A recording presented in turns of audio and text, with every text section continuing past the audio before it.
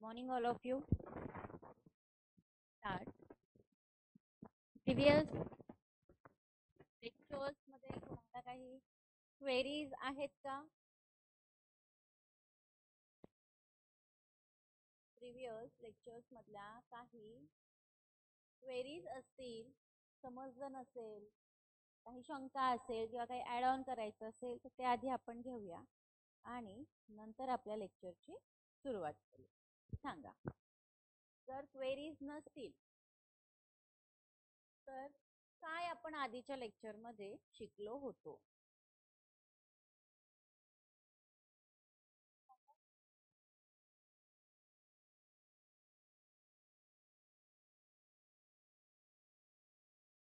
सांगा फक्त काय शिकलो होतो आपण?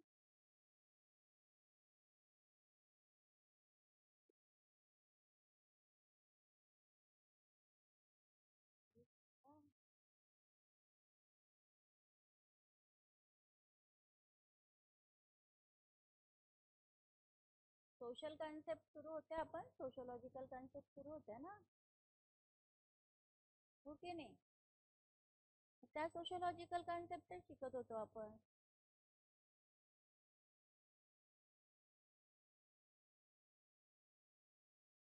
काय शिकत होतो सांगा पटकन. अरे बरं, वही उघडा तुमची.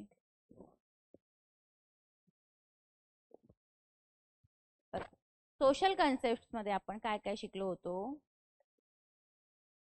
तर सोशल स्ट्रक्चर हे एक होती. त्यानंतर आपण सोशल इन्स्टिट्यूशन्सचा भाग कंप्लीट केला. त्यानंतर मेजर ज्या सोशल इन्स्टिट्यूशन्सचे टाइप्स आहेत त्याचा अभ्यास केला आपण. म्हणजे for example family, education, government आणि रिलीजन. त्यानंतर आपण एज्युकेशन, गव्हर्नमेंट हे डिटेलमध्ये शिकलो. किन रिलेशनशिप डिटेलमध्ये शिकलो. त्यानंतर आपण सोशल ग्रुप्सचा अभ्यास केला.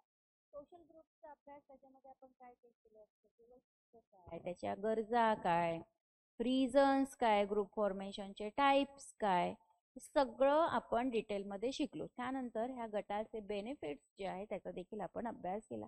सिग्निफिकन्स इथपर्यंत.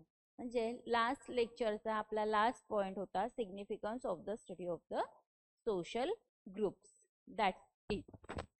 आणि मी तुम्हाला सोशलायझेशन विषयीचे काही बुलेट पॉइंट सुद्धा लिहून दिले होते की काय काय थेरीज आहे. कुलेची थेरी आहे, मिट्सची थेरी, फ्राइड्सची थेरी, हे सगळे बुलेट पॉइंट मी तुम्हाला लिहून दिले होते.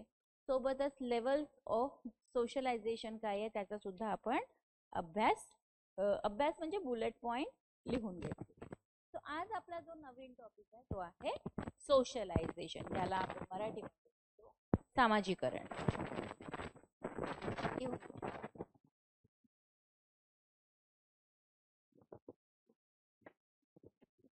घेऊन घ्या सोशलायझेशन.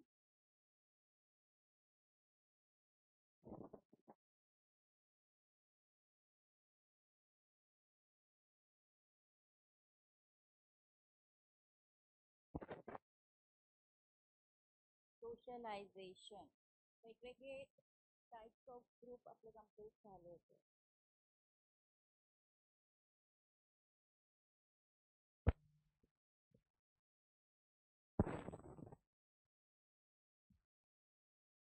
सोशलायझेशन म्हणजे काय ऐकलंय का कधी हा शब्द?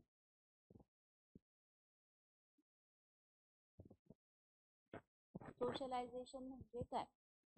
सामाजिकरण. बरं, मराठीमध्ये काय सामाजिकरण म्हणजे काय? सोशलायझेशन. त्याचा अर्थ सांगा मला. म्हणजे ही जी कन्सेप्ट आहे सोशलायझेशन ती कशी आहे, काय आहे, त्यामध्ये नेमकं काय मांडलेलं आहे हे सांगा मला. कारण सोशलायझेशन नंतर आपल्याला सोशल कंट्रोल ही संकल्पना शिकायची आहे जी की एकमेकांशी कनेक्टेड आहे.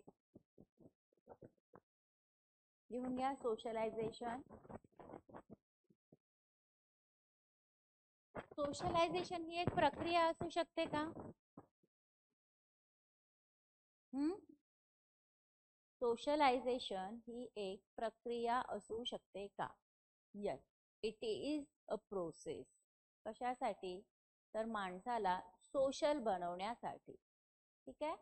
सोशलायझेशन ही जी संकल्पना आहे ही एक प्रक्रिया आहे ज्याच्यामध्ये आपण एखाद्या व्यक्तीला, माणसाला सोशल बनवू शकतो, सामाजिक बनवू शकतो. ही एक कृती सुद्धा आहे जी वेगवेगळे नॉर्म्सला असणारे, वेगवेगळे नॉर्म्स आहेत सोसायटीमध्ये, त्या वेगवेगळ्या नॉर्म्सला परफेक्ट असणारा बिहेवियर जो आहे, ती कृती आपल्याला इथे शिकवली जाते. म्हणजे काय? तर ही एक कृती आहे जे काय करतं, तर वेगवेगळे बिहेवियर अडॉप्ट करते. कोण कशासाठी असतात हे वेगवेगळे बिहेवियर? एखादी जी नॉर्म आहे किंवा कल्चर आहे सोसायटीचं, त्याला अनुकूल असा बिहेवियर आपला असायला पाहिजे, हे आपल्याला सोशलायझेशनच्या माध्यमातून कळतं. बरोबर.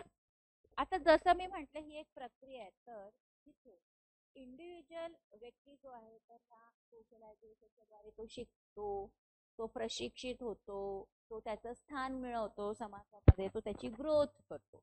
हे सगळं तो ह्याच्या माध्यमातून करत असतो. म्हणजे ट्रेंड असतो, शिकतो, त्यामध्ये तो basic values, basic norms, belief, skills, attitude, हे सगळं तो सोशलायझेशनच्या माध्यमातून शिकतो. कशासाठी? तर ज्या पद्धतीने त्याला ऍक्ट केलं पाहिजे अप्रोप्रिएट मॅनरमध्ये स्पेसिफिक सोशल ग्रुप किंवा सोसायटीमध्ये. फॉर एक्झाम्पल, माझा एक कम्युनिटी आहे, माझा एक समाज आहे, त्या समाजाचं काही कल्चर आहे, त्याचे नॉर्म्स आहेत, रूढी आहेत, प्रथा आहे, परंपरा, त्याचं कुठंही विटंबना होऊ नये, त्यामध्ये कुठलाही ब्रेक येऊ नये म्हणून माझं बिहेवियर त्या रूढी, प्रथा, परंपरा, नॉर्म्सला धरूनच असलं पाहिजे, असं इथे सांगितलेलं आहे. ठीक आहे. नंतर लिहा नेचर ऑफ सोशलायझेशन. लिहा nature of socialization. Second point, सोशलायझेशनचं स्वरूप.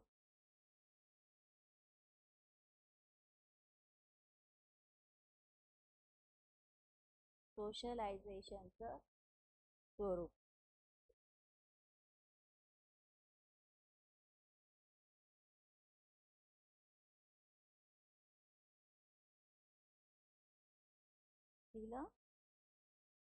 आता स्वरूप म्हणजे स्वरूप कसं असतं, तर ही एक कंटिन्युअस प्रोसेस आहे, ऑनगोइंग प्रोसेस सातत्याने सुरू असते, त्याला कुठेही शेवट नाही. ते कळलं का? ही जी प्रोसेस आहे त्या प्रोसेसला कुठेही शेवट, कंटिन्युअस सस्टेनेबल वेनी जाणारी प्रोसेस म्हणजे सोशलायझेशन. पण क्रॅडल टू द ग्रेव अशी इथे संकल्पना वापरलेली आहे.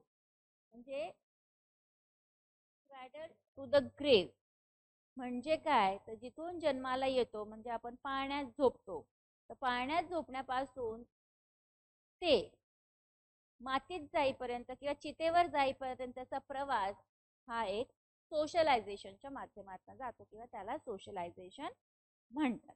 आता ह्याच्यामध्ये ह्याचाच अर्थ काय? तर एखादा व्यक्ती, एखादा इंडिव्हिज्युअल जो आहे तो वेगवेगळ्या स्टेजेसमधून, व्हेरियस स्टेजेसमधनं पास होतो तो त्याच्या आयुष्याचा, म्हणजे जन्मापासून ते मरेपर्यंत. आता जन्मापासून ते मरेपर्यंत म्हणजेच क्रॅडल टू ग्रेव. ठीक आहे. क्रॅडल टू ग्रेव म्हणजे पाळणा, इथं आपण म्हणतो जन्म, आणि ग्रेव म्हणजे कबर म्हटलं त्याला, किंवा स्मशानभूमी वगैरे, तर इथं म्हटलं आहे. ठीक आहे. म्हणजे बघा, जेव्हा स्वरूप आपण शिकतो तर ही एक ऑनगोइंग प्रोसेस आहे, ज्याला कधीही अंत नाही, never ending process from cradle to the grave. बरोबर आहे. इट मीन्स इंडिव्हिज्युअल पर्सन जो आहे तो वेगवेगळ्या स्टेजेस मधनं जात असतो. कधीपासून? तर त्याच्या जन्मापासून ते मृत्यूपर्यंत. ठीक आहे. आता व्ह्यू पॉइंट जर बघितला आपण एखाद्या व्यक्तीचा समाजातल्या, तर स्पेशली नवीन जन्म झालेलं जर बाळ आपण उदाहरण घेतलं, ठीक आहे, from the point view of individual person, एखाद्या व्यक्तीच्या दृष्टिकोनाने आपण स्पेशली नवीन बाळ जर कन्सिडर केलं, तो सोशलायझेशन ही एक प्रक्रिया आहे वेअर बाय बायोलॉजिकल बिईंग और organism change into a social being. म्हणजे काय तर सामाजिकरण ही एक प्रक्रिया आहे ज्याच्याद्वारे जैविक प्राणी किंवा जीव सामाजिक अस्तित्वात बदलतात. म्हणजे जेव्हा बाळाचा जन्म होतो तो बायोलॉजिकली होतो, पण सामाजिकरण जेव्हा होतं तेव्हा ते त्याच्या पद्धतीने होतं. याचं बेस्ट एक्झाम्पल, बाळ जन्माला आला तर मी म्हणते पर्टिक्युलर बाळ, इथं मी मुलगा किंवा मुलगी बोललेलं नाहीये. बाळ जन्माला आलं तर ते बाळ म्हणून जन्माला आलं, स्त्री पुरुष म्हणून. त्याच्यानंतर त्याची जी जडणघडण होते त्याच्यानंतर ते त्याचं सामाजिकरण होतं. जर मुलगा असेल तर त्या पद्धतीने त्याची जडणघडण होते, आणि मुलगी असेल, ते बाळ मुलगी असेल तर त्याची वेगळी पद्धत असते. म्हणजे मुलगा आणि मुलगी यांचं सोशलायझेशन कसं करावं, कसं व्हावं हे आपल्या कुटुंबातनं सुरू होत असतं. म्हणून इथे बायोलॉजिकल टू सोशलायझेशन असं इथे म्हटलेलं आहे. ठीक आहे. त्याच्यानंतर तो organism change into social being. म्हणजे बायोलॉजिकल बीइंग किंवा ऑर्गॅनिझम आहे तो कशामध्ये बदलतो तर सोशल बीइंग, सामाजिक प्राणी म्हणून तो बदलतो. आता टर्म्स ऑफ ग्रुप, सोसायटी किंवा कुठलंही प्रोफेशनल ऑर्गनायझेशन आहे, सोशलायझेशन ही एक प्रक्रिया आहे जिथं ऑर्गनायझेशन सोशल ग्रुप आणि सोसायटीच्या स्ट्रक्चर एक जवळ ठेवत असतं आणि ते सस्टेन सुद्धा करत असतं. म्हणजे सोसायटीला एक स्ट्रक्चर आहे, गटाला एक स्ट्रक्चर आहे, ऑर्गनायझेशनला एक स्ट्रक्चर आहे. ह्याच्या माध्यमातूनच आपण पुढे जात असतो, कारण याला एक चौकट आहे. ठीक आहे.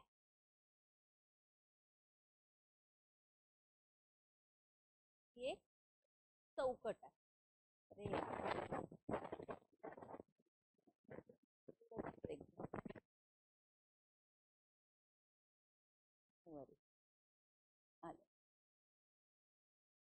नेचर ऑफ सोशलायझेशन मध्ये काय म्हणायचंय त्यांना, from the view point of individual person, specially newborn baby, to socialization in the process whereby a biological being or organism change into a social being. आता वेगवेगळ्या टर्म्स आहे गटाच्या, सोसायटीच्या किंवा कुठल्याही प्रोफेशनल ऑर्गनायझेशनच्या. त्याच्यामध्ये सोशलायझेशन ही जी प्रक्रिया आहे जिथे ऑर्गनायझेशन, सोशल ग्रुप आणि सोसायटी ह्याचं एक पर्टिक्युलर स्ट्रक्चर असतं, आणि ते स्ट्रक्चर जे आहे ते पुढे कंटिन्यू होतं लॉंग टर्म साठी, ज्याला आपण म्हणतो सस्टेन होणं. आता ही एक प्रक्रिया आहे जिथे culture, skill, norms, tradition, customs ह्याच्यामध्ये अनेक गोष्टी असतात. म्हणजे आता तुम्ही कुठल्याही समाजामध्ये द्या, त्याची एक पर्टिक्युलर संस्कृती आहे, त्यांचे वेगळे स्किल्स आहे, त्यांचे नॉर्म्स आहे, प्रथा आहे, कस्टम्स आहेत, एक्सेट्रा. आता स्किल्स, कल्चर, संस्कृती आपण समजू शकतो. स्किल्स मध्ये काय तर इथे पारंपरिक जे आपण म्हणतो, आदिवासी भागात तुम्ही गेला तर बांबूचं काम, बांबूच्या कलाकृती, बांबूच्या वस्तू बनवणं ही एक स्किल आहे जी त्या पर्टिक्युलर ह्याच्यामध्ये असतं, पर्टिक्युलर सोसायटी, पर्टिक्युलर ग्रुपमध्ये असतं. असं ह्या अशा कॉन्टेक्स्ट स्किल शब्द इथे वापरलेला आहे. ठीक आहे. संस्कृती, कौशल्य, रूढी, परंपरा, चालीरीती ह्या ज्या आहेत त्या पिढ्यानी पिढ्या एका समाजाकडून दुसऱ्या समाजात प्रसारित केल्या जातात, one generation to another generation. आता सोशलायझेशन हे कदाचित फॉर्मल आणि इनफॉर्मल असू शकतं असं इथे म्हटलेलं आहे. सोशलायझेशन मे बी फॉर्मल और इनफॉर्मल, कारण हे पुढं फॉर्मल जेव्हा म्हणतं तेव्हा कंडक्ट असतं फॉर्मली ऑर्गनाइज सोशल ग्रुपच्या द्वारे आणि इन्स्टिट्यूशनच्या द्वारे, लाईक व्हॉट. आता फॉर्मल ऑर्गनायझेशन्स मध्ये काय काय आहे सोशलायझेशन मध्ये ज्यांचा अतिशय महत्वाचा पार्ट आहे, तिथे काय काय आहे तर आपला प्रथम म्हणजे आपल्या घर आणि आपलं शेजार, ह्याच्यानंतर इथं आपण अनऑर्गनाइज म्हणण्यापेक्षा इनफॉर्मल वेनी आपलं सोशलायझेशन होत होतं. पण फॉर्मल वेनी सोशलायझेशन कुठं होतं, शाळांमध्ये, रिलिजन सेंटर्स मध्ये, मास मीडिया मध्ये, युनिव्हर्सिटीज. आता हे इनफॉर्मल आहे आपल्याला माहिती आहे, पण कधी जेव्हा हे कॅरी आउट केलं जातं इनफॉर्मल सोशल इंटरॅक्शनच्या द्वारे, तेव्हा रिलेशनशिप आहे ऍट मायक्रो लेवलला, इंटरपर्सनल आणि स्मॉल सोशल ग्रुपचे लेवल पण आहे. ते मोस्ट इम्पॉर्टंट सोशलायझेशन आपण इनफॉर्मल एजंट्सच्या माध्यमातून मिळवतो. आता इनफॉर्मल एजंट्स कोण तर इनफॉर्मल एजंट्स इथं कन्सिडर कसं करण्यात आलंय तर कुटुंब, पॅरेंट, नेबरहुड आणि पीअर ग्रुपचा इन्फ्लुएन्स इथे असतो सामाजिक. आता इंडिव्हिज्युअल व्यक्ती जो आहे त्याचं जे गोल आहे सोशलायझेशनचं हे इक्विप आहे, व्यापलेलं आहे त्याला विथ द बेसिक व्हॅल्यूज. आता एखादा व्यक्ती आहे त्याच्या बेसिक व्हॅल्यूज नॉर्म स्किल्स त्याच्याकडे त्यांनी तो वेढलेला आहे, व्यापलेला आहे असं म्हटलेलं आहे. म्हणूनच ते बिहेव करतात आणि ऍक्ट करतात proper way in the social group. जे की ज्या ग्रुपमधनं ते बिलॉंग करतात त्या ग्रुपमधनं त्यांचं जे way of conduct of behaviour आहे की वे ऑफ बिहेवियर जे आहे ते एकदम प्रॉपर आहे आणि परफेक्ट आहे असं इथं म्हटलेलं आहे. हे झालं नेचर ऑफ सोशलायझेशन. नेक्स्ट लिहा goals of socialisation.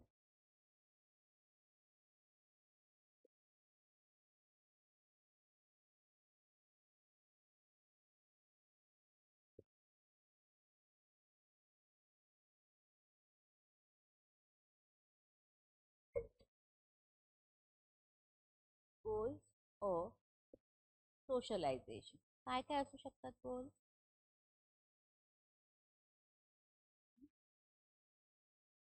Goals of socialisation.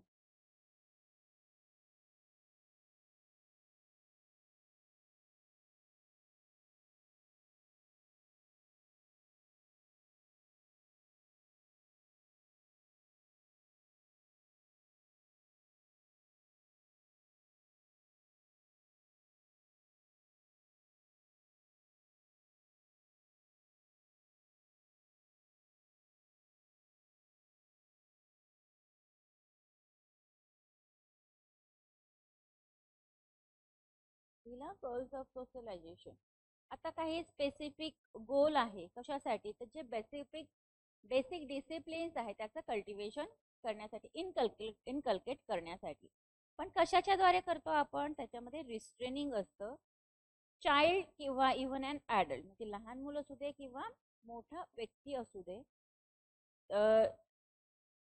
त्याचं जे इमिजिएट ग्रॅटिफिकेशन आहे त्या इमिजिएट ग्रॅटिफिकेशन पासून चाइल्ड जो आहे जो की टॉयलेट ट्रेनिंग त्याला दिली जाते. Well delete relieving himself herself until the proper environment is created. म्हणजे काय तर लहान मूल असेल किंवा मोठं मूल असेल तर त्यांना टॉयलेट ट्रेनिंग दिलेली जाते की टॉयलेटला जायचं असेल तर कुठं जायचं. हो ना. ओपन डेफिकेशन आता सध्या तर फारशा भागांमध्ये नाहीच आहे आणि आपल्याला जर ठरवून दिलंय तर इथे आपल्याला जर युरिन किंवा शौच आली तर आपण टॉयलेटचाच वापर करतो ना. हो की नाही. हे बिहेवियर आहे किंवा हे याला एक प्रॉपर ट्रेनिंग किंवा हे एक रूलच आहे प्रत्येक समाजाचा की तो घातलेला आहे की टॉयलेटला जायचं असेल तर प्रॉपर एक जागा असते प्रसाधन गृह असते जिथे तुम्ही जाऊ शकता. कोणी कुठेही टॉयलेटला जाऊ शकतं का तर हे नॉर्म्स आहे. ठीक आहे. Delay relieving himself herself until the proper environment. जोपर्यंत तुम्हाला प्रॉपर जागा मिळत नाही तुम्हाला टॉयलेटला जाण्यासाठी तोपर्यंत तुम्ही कुठेही फ्री होऊ शकता का? नाही होऊ शकत. प्रॉपर जागेतच तुम्हाला रिलॅक्स व्हायचं असं इथे म्हटलेलं आहे. Instil aspirations, teach social roles, teach skills, teach conformity to norms, create acceptable and constructive personal identity. हे काय आहे तर हे आहे गोल्स ऑफ सोशलायझेशन. म्हणजे काय जे तात्काळ जर समाधान पाहिजे असेल तर त्या तात्काळ समाधानापासून आपल्याला रोखून ठेवायचे काही मूलभूत शिस्त त्या लावण्यासाठी.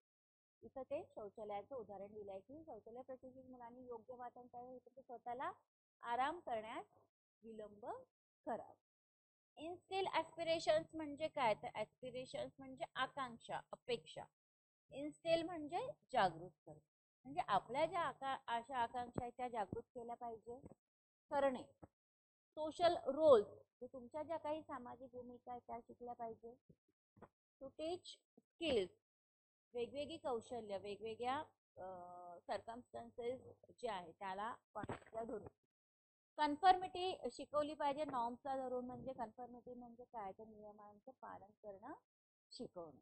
इथे ॲक्सेप्टेबल आणि कन्स्ट्रक्टिव्ह पर्सनल आयडेंटिटीज त्या सुद्धा क्रिएट केल्या पाहिजेत. म्हणजे समाजाला मान्य असणाऱ्या आणि थोड्याशा रचनात्मक वैयक्तिक ज्या ओळख आहे ती निर्माण करणं इथं गरज आहे. Despite the fact that inculcation of values and norms ज्या सिग्निफिकंट आहे ह्या प्रक्रियेमध्ये सोशल इंटिग्रेशनच्या सोशल व्हॅल्यूजच्या ज्या अजिबात ऍब्झॉर्ब करत नाही इक्वली मेंबर्सच्या द्वारे सोसायटीच्या किंवा गटाच्या.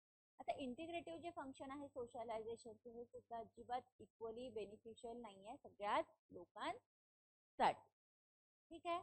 एकात्मिक कार्य देखील सर्व लोकांसाठी समान फायदेशीर नाही आहे समाजीकरणाचं असं इथं म्हटलेलं आहे. हे झाले गोल्स ऑफ सोशलायझेशन. क्लिअर. अजून काय गोल्स असू शकतात समाजीकरणाचे सांगा.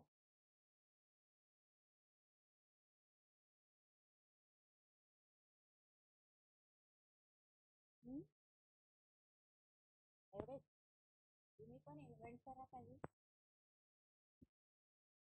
नाव characteristics of socialization.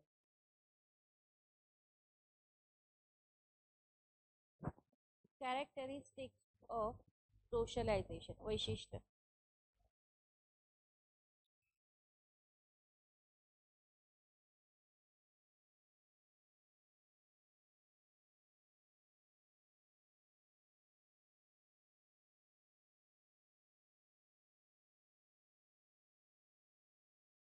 वैशिष्ट्य सामाजीकरणाचे वैशिष्ट्य लिहून घ्या. हे लिहून घ्या थोडंसं महत्वाचं. It is a life long process.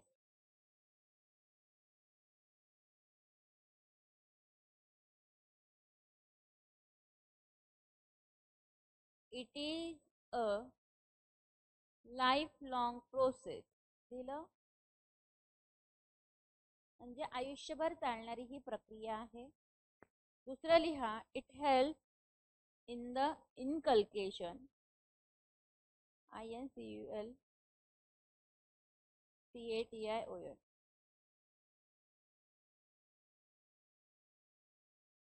It helps in the inculcation of principles.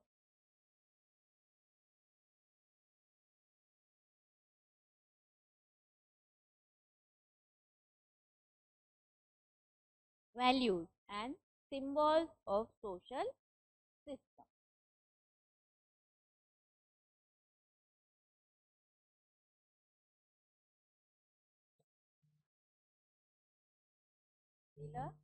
It helps in the inculcation of principle, values and symbols of a social system.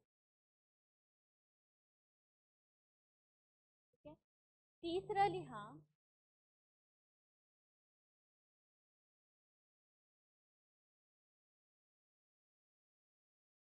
It enables a person to enact certain roles. It enables a person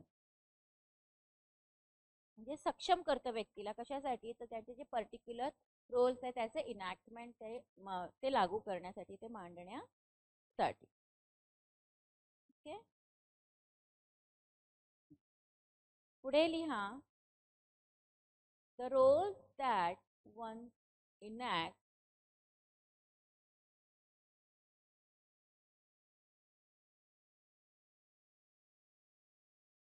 the roles that one enact are in accordance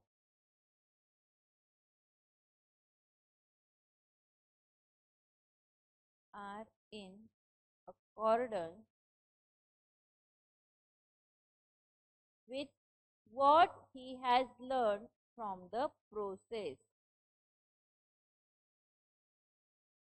What he has learned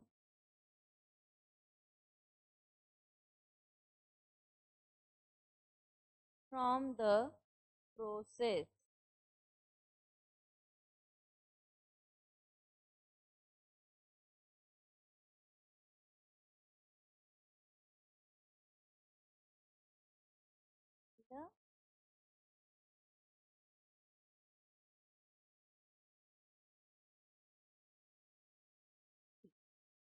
आता म्हणजे काय जो काही भूमिका आहे जी enact करतो आपण त्या अकॉर्डन्स त्याच्या माध्यमातून किंवा ज्याला जे योग्य आहे त्याच्यानुसार विथ वॉट, तर तो तो शिकतो ह्या सगळ्या प्रक्रियेमध्ये की त्याला कसं इनॅक्ट करायचं.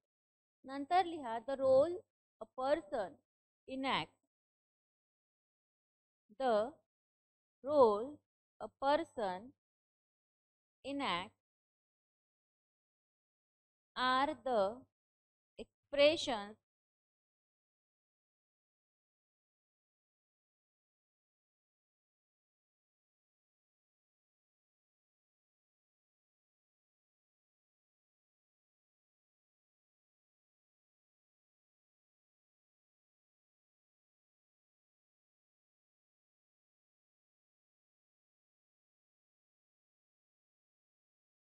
लिहिलं expressions of his social nature. आता व्यक्तीची जी भूमिका आहे ती काय इनॅक्ट करतं, तर जे एक्सप्रेशन आहे त्याच्या स्वतःच्या सोशल, त्याचं स्वतःचं जे सोशल सामाजिक स्वरूप आहे त्याचं हे एक्सप्रेशन आहे, त्याला त्याला धरून त्या भूमिका आहे त्या व्यक्तीच्या त्या इथे इनॅक्टमेंट त्याचं केलं जातं. नेक्स्ट लिहा the development of the social nature, बोर्डवर पण दिसतंय बरं का, the development of the social nature enables the person to participate in social life.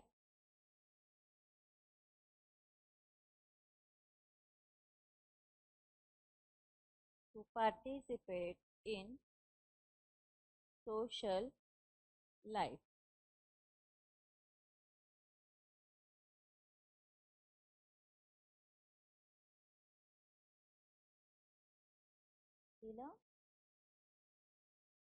The development of the social nature enables the person to participate in social life. म्हणजे हा जो विकास आहे सामाजिक स्वरूपाचा हा व्यक्तीला सक्षम करतो. कशासाठी, तर त्यांनी समाजातल्या जे काही फंक्शनिंग आहे, सोशल फंक्शनिंग आहे, त्या सोशल सगळ्या फंक्शनिंगमध्ये त्याचा सहभाग असावा ह्याच्यासाठी.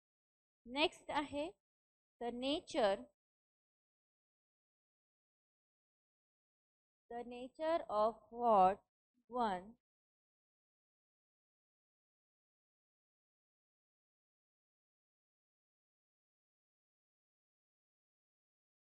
the nature of what one communicates in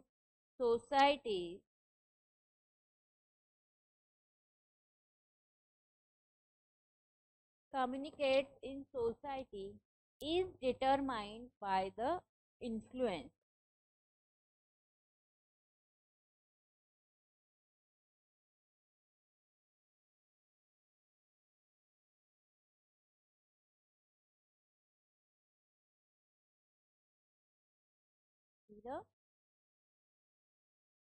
Determined by the influence of one's interaction with the society.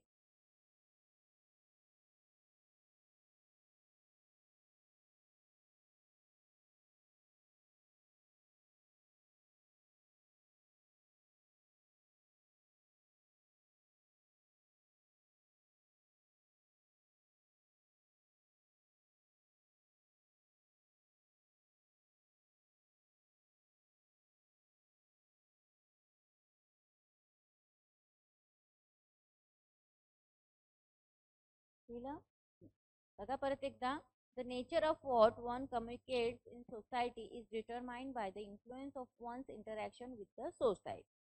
म्हणजे जे स्वरूप आहे एखाद्या व्यक्तीचा जो कम्युनिकेट करतो सोसायटीमध्ये हा डिटरमाइंड आहे, जो काही प्रभाव आहे, जो काही इन्फ्लुएन्स आहे एखाद्याच्या इंटरॅक्शनचा त्याच्याबरोबर द सोसायटी बरोबर. नेक्स्ट पॉइंट लिहा most human behaviour is learn.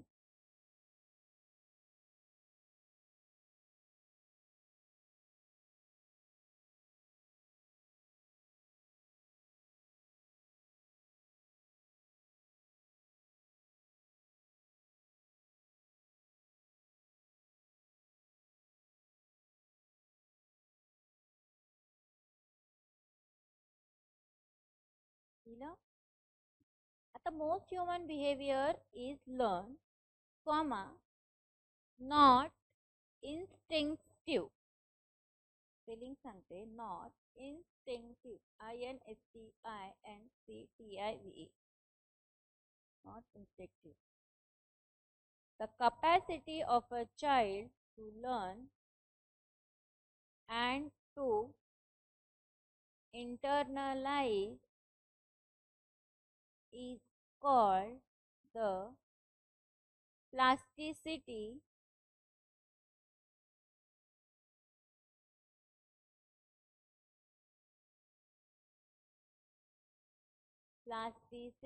of human nature. That's it. This is called characteristics of socialization, which we have written. ठीक आहे.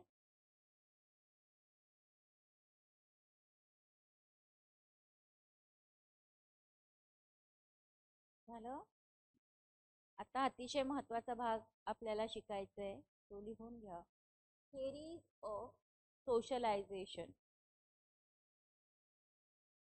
आणि एक डायग्राम तुम्हाला ड्रॉ करायची आहे, लिहून घ्या. Theories of socialisation.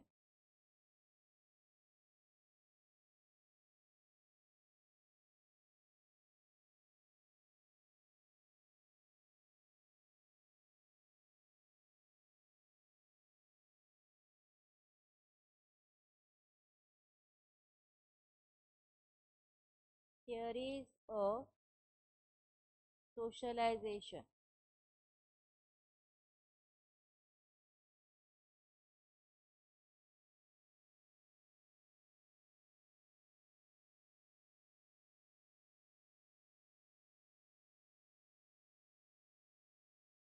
फर्स्ट लिहा फुलेज थेअरी ऑफ सोशलायझेशन. काल ऑलरेडी मी तुम्हाला प्रिव्हियस सेक्शनमध्ये लिहून दिलं. थिअरीज ऑफ सोशलायझेशन मध्ये लिहा फुलेज थेअरी ऑफ सोशलायझेशन. त्यांचं पूर्ण नाव आहे चार्ल्स एच फुले. CHARLES.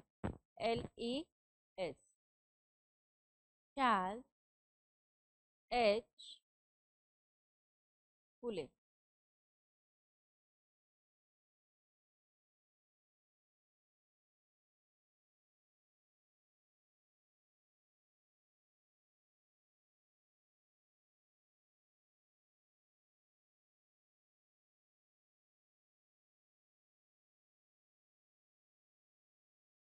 CHARLES, चार्ल्स एच फुले. त्यांनाच फुलेज थेअरी ऑफ सोशलायझेशन असं सुद्धा म्हणतात. आता ही जी संकल्पना आहे, जे ही फुलेज जी थेअरी आहे सामाजिकरणाची, ही खूप छान आणि खूप म्हणजे स्वतःच्या अस्तित्वावर प्रकाश टाकण्यापेक्षा दुसऱ्या आपल्या अस्तित्वावर कसा प्रकाश टाकतात त्या संदर्भात. फुलेज थेअरी ऑफ सोशलायझेशन मध्ये चार्ल्स एच फुलेंनी काय म्हटलं आहे, सगळ्यात आधी त्यांनी लुकिंग ग्लास ही जी संकल्पना आहे ती मांडलेली आहे. लिहून घ्या. Charles H Phule propounded the concept of looking glass. Inverted comma मध्ये लिहायचं looking glass. LOOKING, looking glass.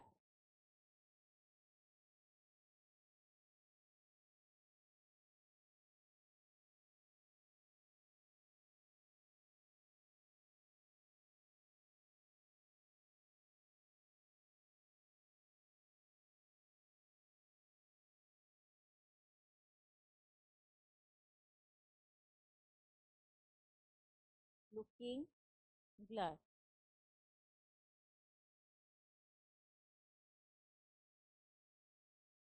लिहिलं.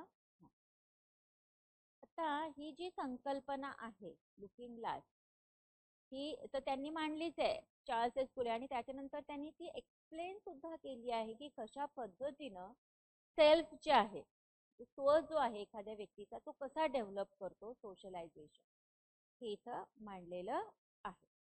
आता एक डायग्राम मी तुम्हाला दाखवणार आहे. ती डायग्राम तुम्हाला ड्रॉ करून घ्यायची, त्यानंतर मी ते एक्सप्लेन कर.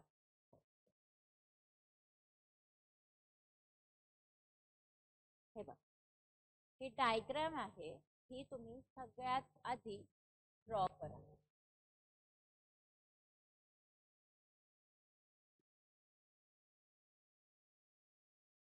ठीक आहे. Looking glass and explain how the self of an individual develops and socialization takes place. आता हे जे काही लिहिलंय ना, काही लिहू नका तुम्ही, फक्त डायग्राम ड्रॉ करून घ्या. दिसते का डायग्राम? ड्रॉ करा.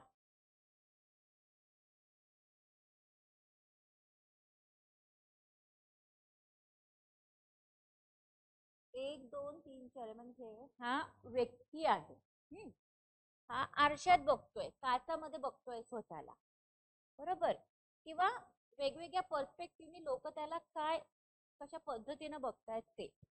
1 2 3 4 हे मध्ये एक सर्कल काढायचं, वरती 4 सर्कल म्हणजे हे डोके आहेत माणसाचे. हा माणूस आहे. म्हणजे स्वतःला आपण कसं बघतो आणि इतर आपल्याला कसं बघतो हे ड्रॉ करा पटकन डेफिनेशन. आणि 2 मिनिटाचा वेळ तुम्हाला डेफिनेशन ड्रॉ करा. सॉरी, डायग्राम ड्रॉ करा, not definition. Sorry.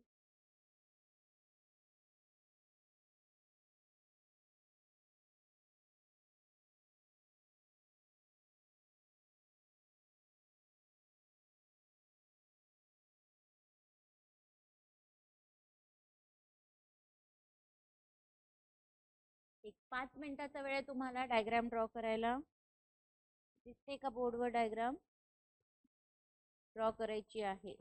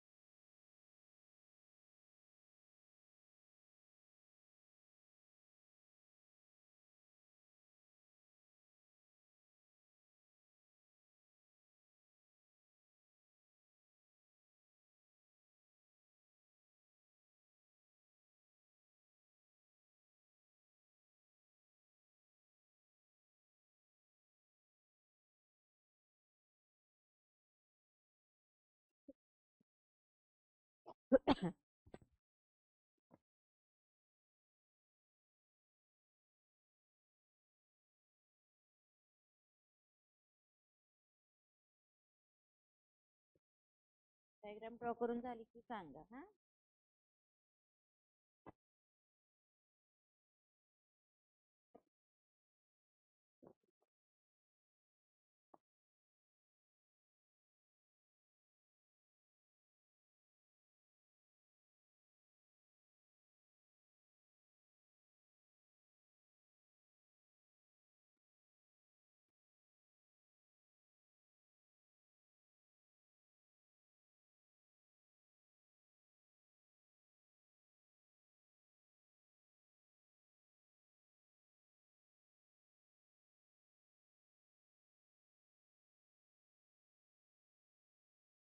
Definition draw करा बरं का, परफेक्ट करा. की जोपर्यंत तुम्ही ही डेफिनेशन ड्रॉ ही सॉरी, वारंवार मला डायग्राम ऐवजी मी डेफिनेशन वापरते, प्लीज करेक्ट करा तो शब्द.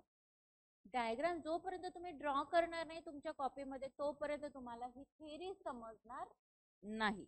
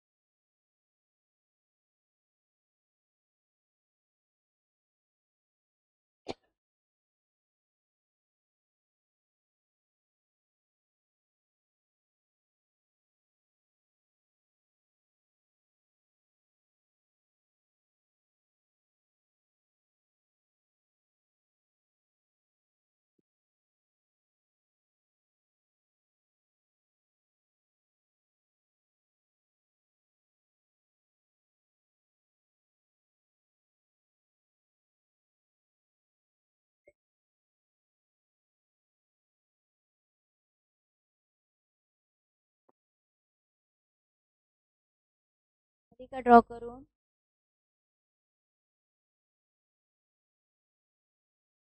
आता ज्यांची ज्यांची ड्रॉ करून झाली त्यांनी बघा, म्हणजे तुम्ही अशी ड्रॉ केली असेल ना, हे 1 1 2 3 आणि 4. ठीक आहे. आता ते पहिला कॉलम मध्ये जी डायग्राम तुम्ही काढली आहे ती परफेक्ट काढायची बरं का, छोटं छोटं पण. आणि ह्या डायग्रामचंच मिनिंग आहे ह्या थेअरी मध्ये. इथं लिहायचं how my mom and dad see me. How my mom and dad see मी.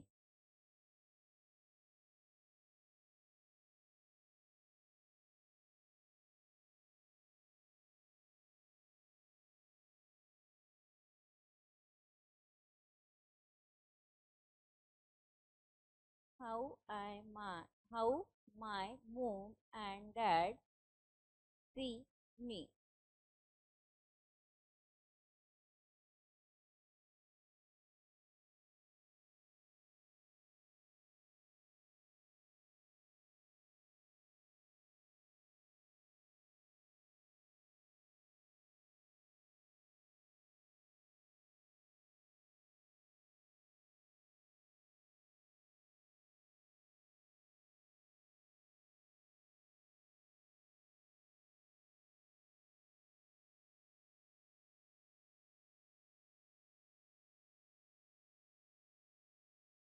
लिहिलं?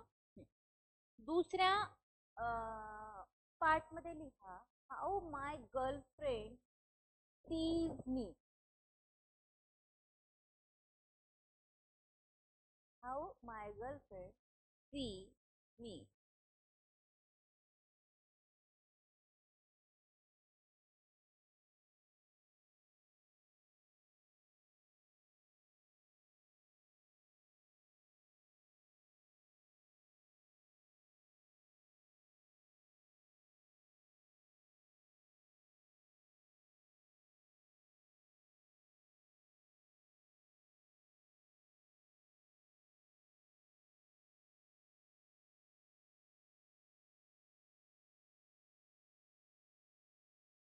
तिसऱ्या पार्ट मध्ये लिहा how my older brother sees me. How my older brother sees me.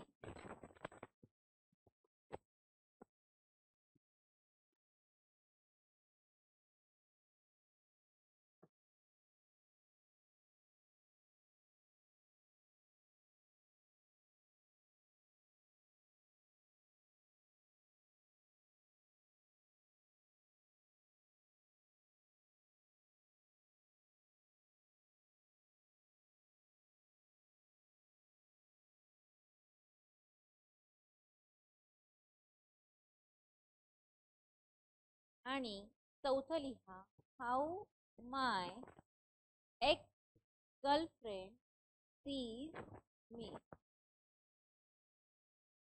How my ex girlfriend sees me.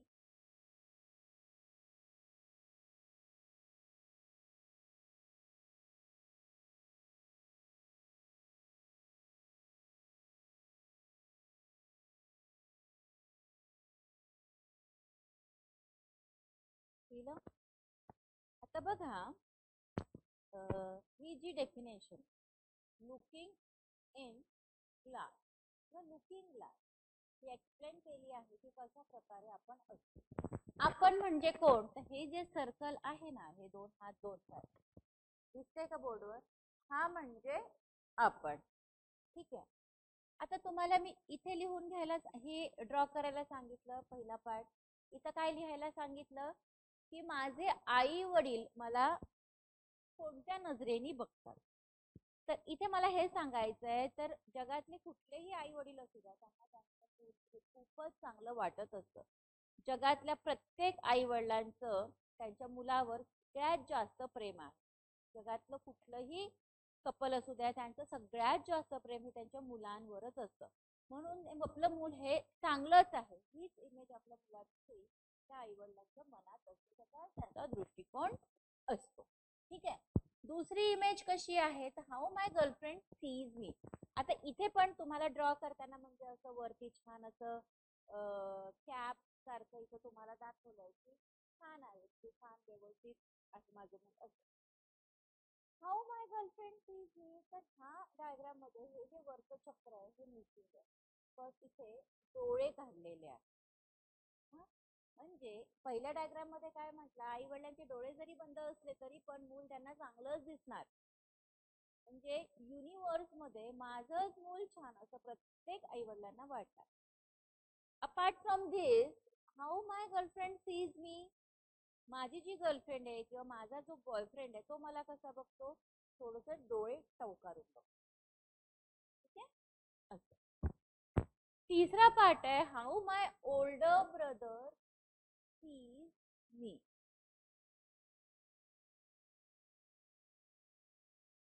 बघतो how my older brother sees me. माझा मोठा भाऊ, older म्हणजे मोठा भाऊ, मला कसा बघतो तर थोडस आता बहीण भावाचं किंवा भावाभावांची नाती अशी असतात की थोडी खुसमुसीची असतात. त्यांनी खाली डोळे काढलेले आहेत, म्हणजे असं करून बघतो असं. हा, खाली डोळे काढलेले आहेत. आता अतिशय महत्वाचा पाठ चौथा, how my ex girlfriend sees मी. आत्ताची असणारी एक्स म्हणजे होऊन गेलेली, जी आता नाहीये.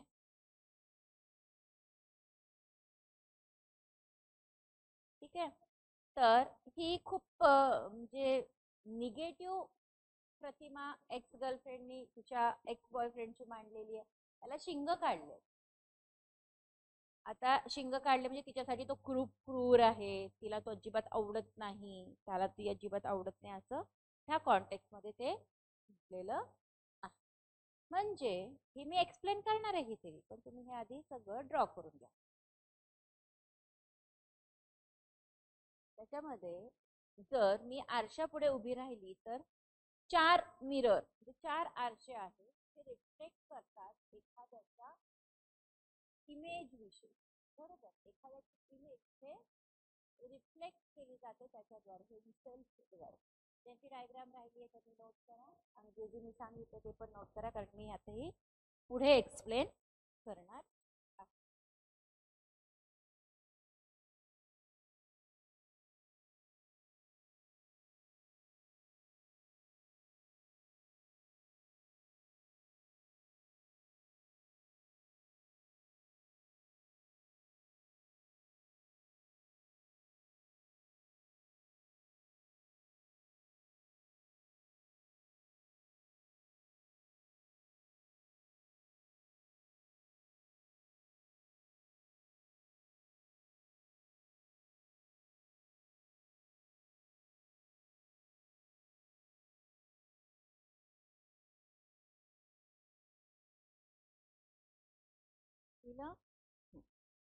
आता ही जी थेरी आहे, जी चार्ल्स कुले यांनी होतं, तीन बेसिक एलिमेंट्स आहे या कुलेच्या कन्सेप्टचे, जे रिफ्लेक्टेड आहे looking glass self R.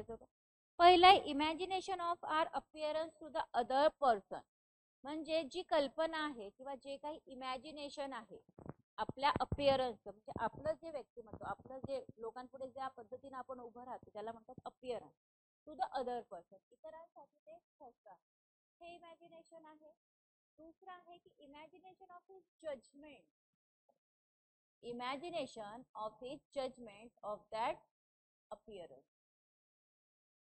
The imagination of his judgment of that appearance, म्हणजे जो appearance आहे व्यक्तीचा, त्या appearanceला धरून त्यांचं जजमेंट काय आहे, त्या जजमेंटचं इमॅजिनेशन इथे दिलेलं आहे, म्हणजे कल्पना. आणि तिसरं आहे self associated feeling such as pride और मॉर्टिफिकेशन, म्हणजे परावर्तित किंवा सॉरी परावर्तित associated feeling such as pride और मॉर्टिफिकेशन. पूर्वीच्या परावर्तित किंवा लुकिंग ग्लास सेल्फ ह्या संकल्पनेची जी 3 मूलभूत घटक मांडली, त्यातलं पहिलं काय तर समोरच्या व्यक्तीला आपल्या दिसण्याची कल्पना असणं, तो कशा प्रकारे ते प्रेडिक्ट करतो त्यानुसार. दुसरं आहे की जो काही दिखावा किंवा जे काही अपिअरन्स आहे त्याच्या निर्देशकपणा असते. आणि तिसरं आहे स्वतःशी संबंधित भावना जसं की अभिमान किंवा हे सुद्धा आपल्याला त्या फ्रेम मधनं दिसून येतं. जसं की आता आपल्या देखील लोक कसं कन्सिडर करतात, तर एक्स गर्लफ्रेंड जी आहे ती काही चांगल्या दृष्टिकोनातनं मला बघत नाही. माझा मोठा भाऊ आहे त्याच्यामध्ये पण थोडंसं कम जास्त आहे. माझी गर्लफ्रेंड जी आत्ताची ती मला कशा पद्धतीने बघते, पण सगळ्यात जास्त पॉझिटिव्ह फिलिंग ह्या इमेजमध्ये येते जे आपले आई वडील बघतात. ठीक आहे, ही आहे फुलेची थेरी. आता अकॉर्डिंग टू फुले हे जे एलिमेंट्स इन्व्हॉल्ड आहे डेव्हलपमेंट ऑफ सेल्फ मध्ये, जे स्वचा विकास करण्यामध्ये जे काही घटक इन्व्हॉल्व आहे आणि जे काही आहे फॉर्मेशन पर्सनॅलिटीची, तर फॉर्मेशन ऑफ पर्सनॅलिटी आणि डेव्हलपमेंट ऑफ सेल्फ हे दोन मुद्दे तुम्ही लक्षात ठेवायचे फुलेच्या थेरीमध्ये. आता रेग्युलर कंडमनेशन जे आहे लहान मुलाच्या बिहेवियरचं हे डेव्हलप होऊ शकतं ॲज अन इन्सिपेड आणि इंट्रोवर्ट पर्सनॅलिटी म्हणून त्याच्यामध्ये. पण कधी, तर जेव्हा कंटिन्युअस अप्रिसिएशन असेल, तर हे जे कंटिन्युअस अप्रिसिएशन आहे हे कशाला लीड करतं, तर पॉझिटिव्ह डेव्हलपमेंट करिता. त्याच्यामधनं कॉन्फिडंट होतं मूल, एक्स्ट्रॉवर्ट पर्सनॅलिटी तयार होतं. म्हणजे काय म्हणायचं आहे, तर आता फॉर एक्झाम्पल लहान मूल घरात सांभाळत असताना एखाद्या मुलाने काही गोष्ट केली तर त्याला आपण लगेच ओरडतो, मारतो. तर तुम्हाला तेच बॅक मिळेल. जर तुम्ही मुलाला ओरडला ते मूल तुमच्याशी ओरडूनच बोल, तर त्याला तेवढंच माहिती ओरडलं पाहिजे. ओरडणं हे तो ग्रास करतो, तो ऍब्सॉर्ब करतो. जर तुम्ही त्याला हात उचलून मारला तर लहान मुलं तुम्हाला उलट मारणार. बरीच मुलं याच्यामध्ये हे दिसून येतं. पण एखाद्या मुलाने जर भिंतीवर पेनाने लिहिलं, तुम्ही त्याला ओरडलात, तर त्याच्या मनामध्ये भीती निर्माण होते की असं केलं नाही. पण त्याला ते कळत नाही की हे इथं केलं नाही पाहिजे. तुमचं वे ऑफ रिॲक्शन कसं आहे हे त्याच्यावर प्रत्येक लहान मुलाचं डेव्हलपमेंट डिपेंड असतं. आता लहान मुलं ऑलमोस्ट हे सगळ्यांना माहिती आहे की जेव्हा मूल 2, 1.5, 2, 2.5 वर्षाचं असतं तेव्हा त्याला पेन पेन्सिल हातात मिळाली की तो भिंतीवर लिहितो, त्याच्या हातापायावर त्याच्या अंगावर लिहितो, इतरांच्या अंगावर लिहितो. ठीक आहे, त्याला माहित नाही पेन नेमका कुठे लिहायचा. जरी आपण शिकवलं तरी त्याला माहिती आहे की पेन हा इथेही चालतो, तिथेही चालतो, तिथेही चालतो. म्हणजे दिसतं की पेनाची इंक ही सगळीकडे विजिबल आहे, त्याला नाही कळत. पण ते लिहत असताना जर तुम्ही त्याला कंट्रोल केलं, त्याला करू नको म्हटलात, तर त्याचं जे स्वातंत्र्य आहे, जो काही तो व्यक्त होत आहे त्या पेनाच्या माध्यमातून, ते व्यक्त व्हायचंच हवं. म्हणून मूल करू द्या, त्याला समजवण्याच्या पद्धती वेगळ्या, त्याला शांततेत सांगायचं की नाही करू, ते नाही कर. ठीक आहे, तर अशा पद्धती असतात. म्हणजे रेग्युलर कंडमनेशन असेल चाइल्ड बिहेवियर, तर हे काय, तर इन्सिपिड आणि इंट्रोवर्ट पर्सनॅलिटी डेव्हलप करतात. म्हणजे जर तुम्ही कंटिन्युअस त्याला निगेटिव्हच बोलताय, त्याला मारताय, त्याला ओरडताय, प्रत्येक गोष्टीला तुम्ही त्याला नाही नाही म्हणतात. आता लहान मुलं घरात पसारा करतात, खेळणी फेकतात, वस्तू फेकतात, ते आपल्याला उचलायला लागतात. ठीक आहे, पण त्याला तेवढंच कळतं, तो मोठा झालेला नाहीये ते बाळ अजून. म्हणजे त्याचं जे बिहेवियर आहे हे असंच राहणार, पण ते बिहेवियर सुधार. पण ठीक आहे, वस्तू फेकल्या, तुमची जबाबदारी काय आहे, तर त्याला वस्तू त्या एका ठिकाणी गोळा करता यावा, त्यांनी त्या कराव्या. तुम्ही ते कशा पद्धतीने करून घेणार त्याच्याकडून, हे तुमचं स्किल करतात. ठीक आहे, अशा पद्धतीने आपल्याला मूल सांभाळायचं असतं आणि तोच डेव्हलपमेंट आहे तिची, तीच पुढे कॅरी फॉरवर्ड केली. जर तुम्ही पॉझिटिव्हली घेणार मुलाला तर ते पॉझिटिव्ह वेनीच त्याचं डेव्हलप होणार. जर तुम्ही निगेटिव्ह वेनी मुलाला हँडल करणार तर त्याचं डेव्हलपमेंट थोडंसं निगेटिव्हिटीकडे जाऊ शकतो. म्हणजे कंटिन्युअस अप्रिसिएशन हे कशाला लीड करतं, तर डेव्हलपमेंट ऑफ वॉट, तर कॉन्फिडंट आणि एक्स्ट्रॉवर्ट पर्सनॅलिटी, जे आत्मविश्वासी आणि एक्स्ट्रॉवर्ट पर्सनॅलिटीला लीड करतात. दस social self depends on the social interaction. Social interaction अतिशय महत्वाचं आहे. ह्या इंटरॅक्शनच्या माध्यमातून देखील सोशलायझेशन खूप चांगल्या पद्धतीनं होतं. आता एखाद्या इंडिव्हिज्युअलच्या व्हॅल्यूज आहे, आयडियाज आहे, ॲट्रिब्यूट्स आणि हॅबिट्स त्याच्या शेप केलेल्या आहे, ज्याला आकार देण्यात आलेला आहे. कशाच्याद्वारे, तर ज्या काही वेगवेगळ्या आयडियाज आणि ॲटिट्यूड्स आहे व्यक्तीचं त्या सराउंडिंगमध्ये त्याच्याद्वारे. That's it.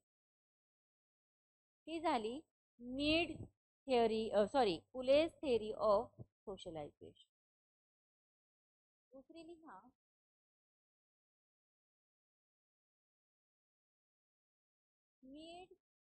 theory of socialization.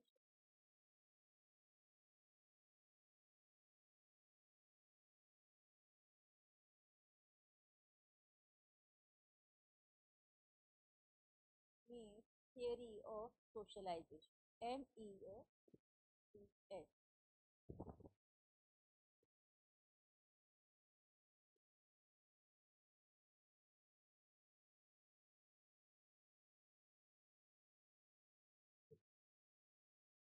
Means theory of socialization.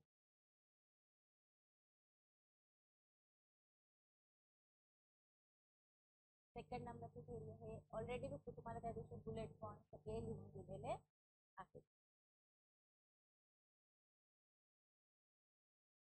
MEAES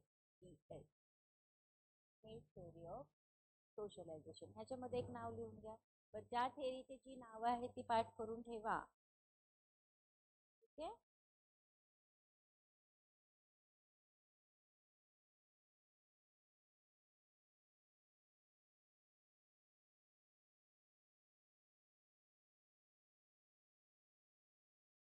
लहा जॉर्ज हर्बर्ट मीड. GEORGE George Herbert HERBERT Herbert मीड MEAD.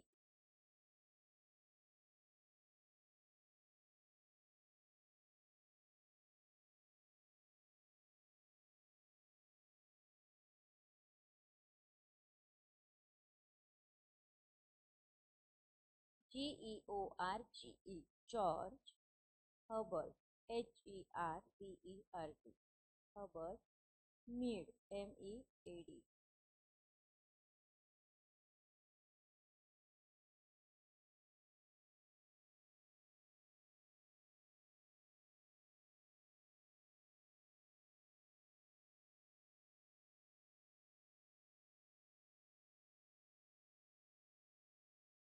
आता जॉर्ज हर्बर्ट मीडने एक्सप्लेन केलं आहे सोशलायझेशन कुठल्या लाईटमध्ये, तर रिझल्टिंग ऍक्ट ऑफ कॉन्शियसनेस. जे रिझल्टिंग ऍक्ट आहे कॉन्शियसनेस तर त्या ह्याच्यामध्ये म्हणजे चेतनेच्या परिणामी कृतीच्या प्रकाशात सामाजिकरण त्यांनी स्पष्ट केले. म्हणजे चेतना कॉन्शियस माइंड. ठीक आहे. कॉन्शियस माइंडचा परिणाम कृती आहे. ठीक आहे. कृतींच्या प्रकाशात सामाजिकरण स्पष्ट करतात. आता मीडच्या सिद्धांताला अजून दोन हायपोथेसिस और अझम्पशन्स आहेत. त्याला आपण म्हणतो गृहीतक. ते लिहून घ्यायचे. पहिलं लिहा द बायोलॉजिकल फ्रेल्टी. स्पेलिंग पण सांगते. The biological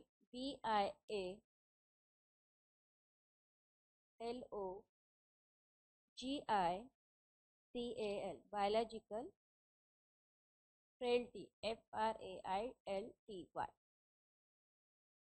of human organism.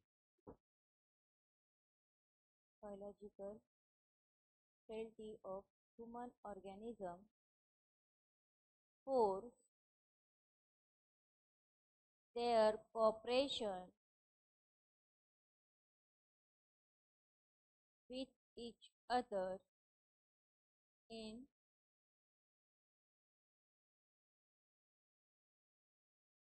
group context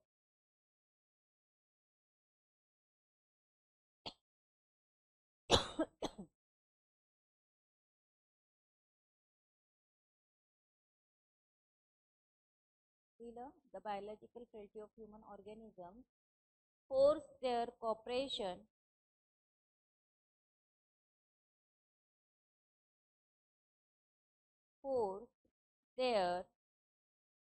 cooperation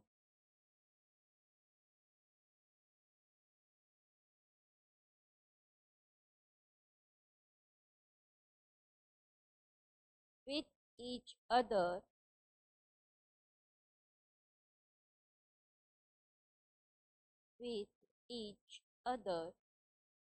in group context.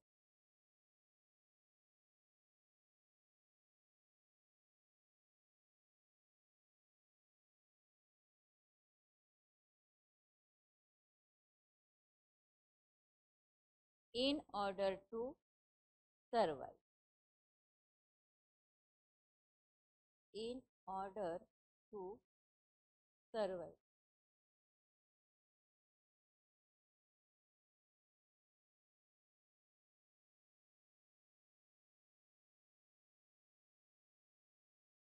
The biological frailty of human organism force their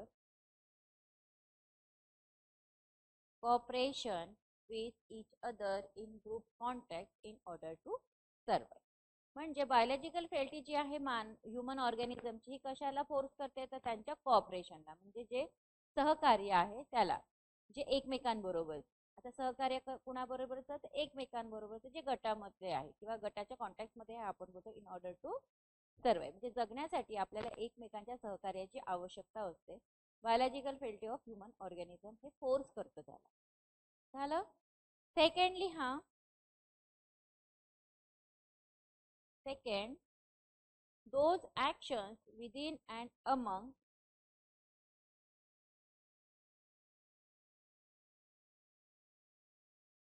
those actions within and among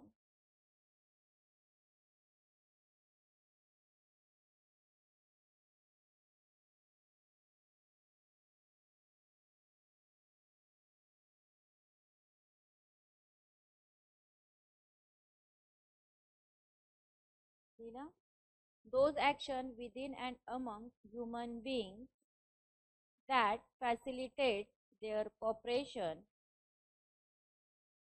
that facilitate their cooperation, ensure their survival.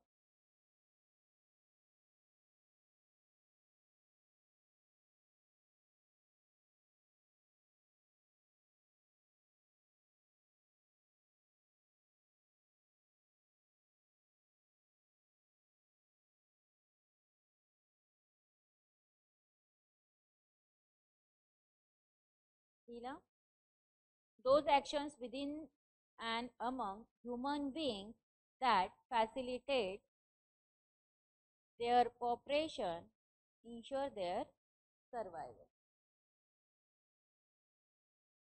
Ensure their survival. ठीक आहे. आता अशा कृती, अशा action ज्याच्यामध्ये human being हे facilitate करत असतात, सुलभ करत असतात त्यांचं कॉपरेशन, जे इन्शुअर करतं त्यांचं सर्वायवल, म्हणजे त्यांचं जगणं ची खात्री इथं दिली जातं. अशा गोष्टी इथं फॅसिलिटेट केल्या जातात ह्युमन बिंग्समध्ये. अशा ऍक्शन्स तिथे त्या गटामध्ये घेतल्या जातात. आता मीड जे आहे त्यांची आर्ग्युमेंट अशी आहे की ह्युमन बिंग्स हे शिकतात असे वर्तनाचे पॅटर्न जे ग्रॅटिफिकेशन प्रोव्हाइड करतात, आणि मोस्ट इम्पॉर्टंट टाईप जी आहे ग्रॅटिफिकेशनची ती आहे ऍडजस्ट. म्हणजे बिहेवियर जे काही शिकल्या जातं त्याच्यामध्ये आपण ऍडजस्टमेंट मात्र शिकत जातो, त्याचं ग्रॅटिफिकेशन इथे आहे. कुठल्या कॉन्टेक्स्ट तर सोशल कॉन्टेक्स्ट मध्ये. आता mind, self and other unique features of human being. Mind, self आणि इतरही युनिक फीचर्स जे आहे ह्युमन बिंगचे, हे इव्हॉल्ड आहे कशासाठी, ऍडजस्ट करण्यासाठी आणि सर्वाइव्ह करण्यासाठी. म्हणजे ऍडजस्टमेंट आणि जगणे कशामध्ये, सोशल इन्व्हायरमेंट. म्हणजे सोशल इन्व्हायरमेंट मध्ये आपल्याला खूप चांगल्या पद्धतीनं जगायचं असेल, ऍडजस्ट करायचं असेल तर आपल्याला कॉपरेशन हे प्रत्येकाचं हवंच असतं. जे गटामध्ये एकटा माणूस जगू शकत नाही, ते फार अवघड आहे. आता मीड्स यांच्या मते, म्हणजे मीड्स जी थेअरी आहे त्यांच्या मते माइंड, सेल्फ आणि सोसायटी. लिहिलं का तुम्ही, बुलेट पॉइंट लिहा. माइंड, सेल्फ आणि सोसायटी हे इंटिमेटली कनेक्टेड आहे एकमेकांशी, हे इंटिमेटली कनेक्टेड आहे असं म्हटलेलं आहे. That's it. सो ही झाली मीड्स थिअरी ऑफ सोशलायझेशन.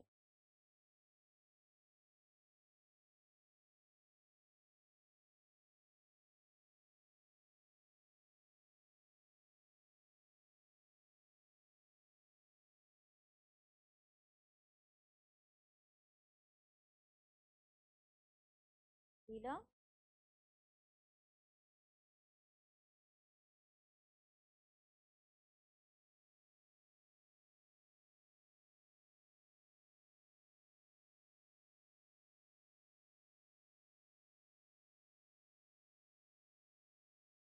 तिसरी थेरी लिहा, Freud psychoanalytic theory of socialization.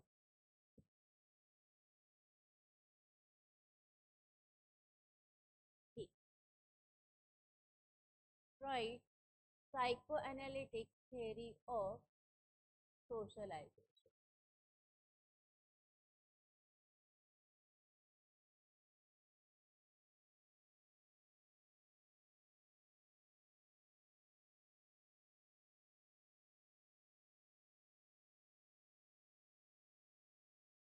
फ्रॉइडचं पूर्ण नाव आहे सिग्मंड फ्रॉइड.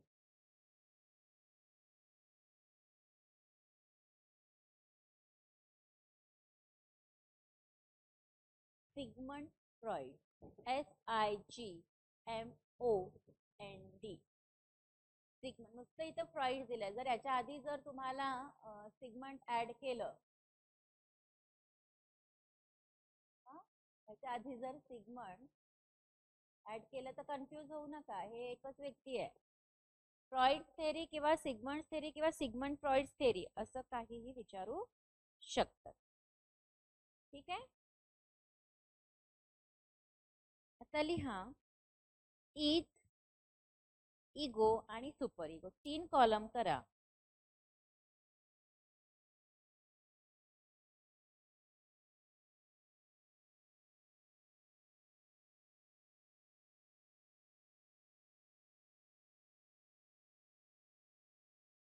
लिहिलं?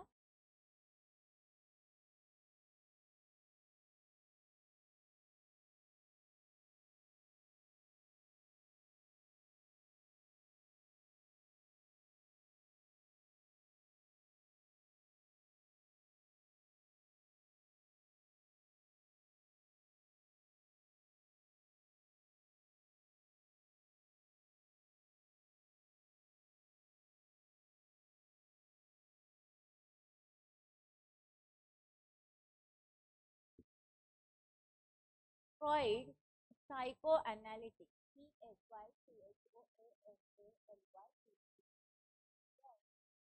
सायकोअनालिटिक थिअरी ऑफ सोशलायझेशन. फ्रॉइडच्या खूप थेरीज आहे, पण ही सोशलायझेशनची थिअरी आहे, हे लिहून घ्या. Freud psychoanalytic theory of socialization. सामाजीकरणाचा मनोविश्लेषणात्मक सिद्धांत असं त्याचं पूर्ण नाव आहे. तर ही जी थेरी आहे सिग्मंड फ्रॉइडची, आउटकम आहे. कशाचा आउटकम, कशाचा निकाल, कशाचं सक्सेस आहे, तर जो इंटरप्ले आहे बायोलॉजिकल, सायकोलॉजिकल आणि social faculties of the individual. म्हणजे बायोलॉजी, सायकोलॉजी आणि सोशोलॉजीच्या ज्या फॅकल्टीज आहे इंडिव्हिज्युअलचा, त्याचा हा इंटरप्ले आहे असं म्हटलेला आहे. म्हणजे परस्पर संवादाचा परिणाम आहे, ज्याची 3 मूलभूत तत्वे देखील आहेत. म्हणजे बायोलॉजिकल, सायकोलॉजिकल आणि सोशल फॅकल्टीज ज्या आहे इंडिव्हिज्युअलचा, त्याचा हा इंटरप्ले आहे आणि त्याचाच आउटकम ही सोशलायझेशनची थिअरी आहे. आता फ्रॉइडने फॉर्म्युलेट केले आहे 3 बेसिक प्रिन्सिपल. कोणते 3 बेसिक प्रिन्सिपल आहे तर ते लिहून घ्या. लिहून देते तुम्हाला, डिक्टेट कर. लिहा पहिला, every conscious action has a cause in unconsciousness. Unconscious, unconscious. Every conscious, कॉन्शियसचं स्पेलिंग लिहा, CONSCIOUS, CONSCIOUS.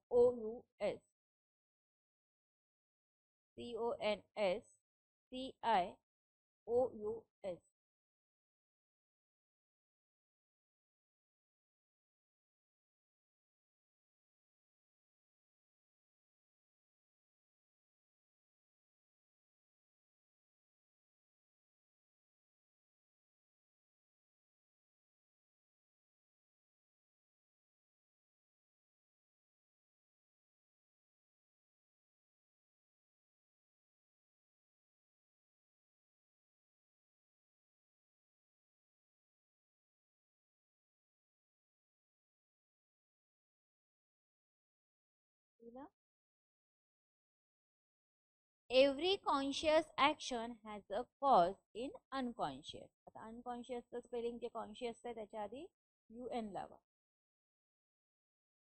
ठीक आहे, ओके. पुढे जा.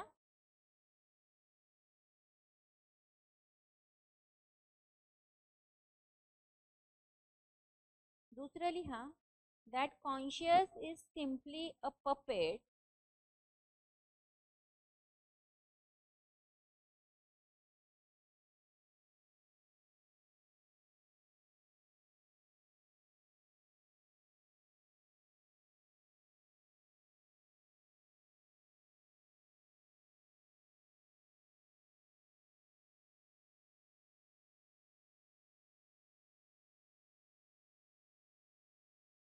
That conscious is simply a puppet. हे कठपुतली ज्याला आपण म्हणतो PUPPET.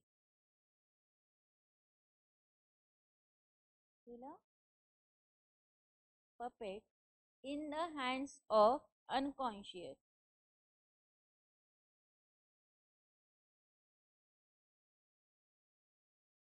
In the hands of unconscious. दुसरं लिहा. तिसरं that whatever become that whatever one become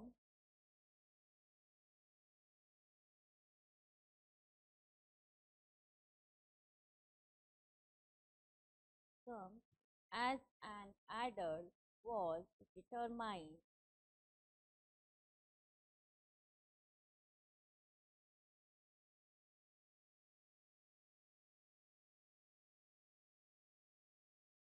to be so in her or he early childhood.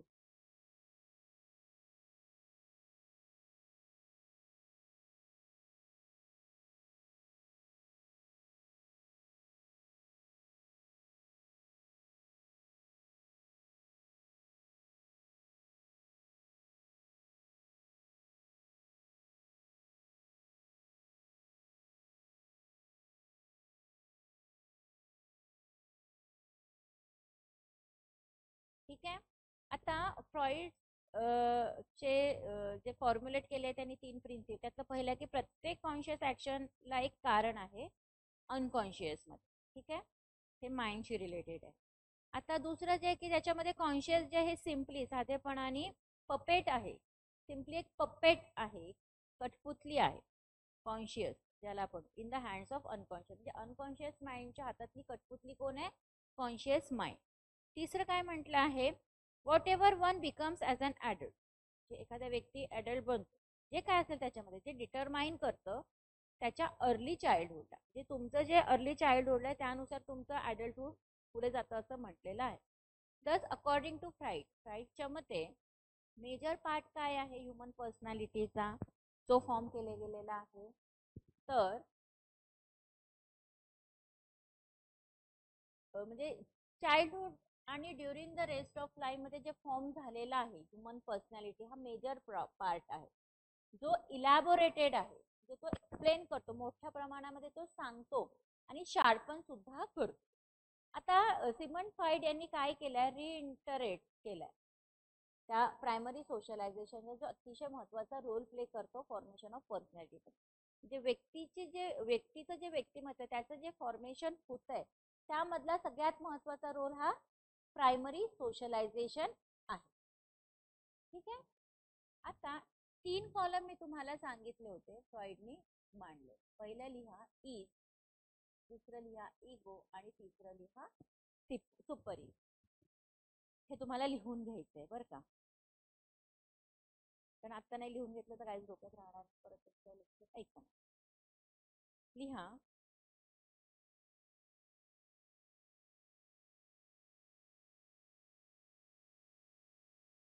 Eid मध्ये लिहा.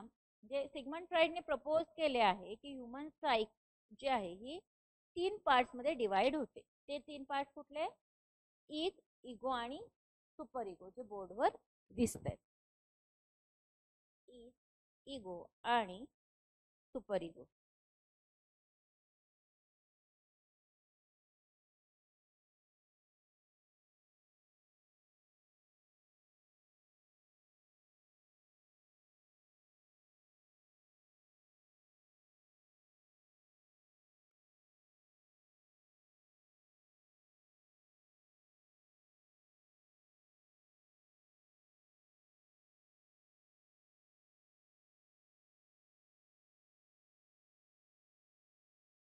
लिहिलं? आता ईद मध्ये लिहा आय डी, जे बोर्डवर दिसत आहे ते. त्याच्यामध्ये लिहा it is completely unconscious, comma,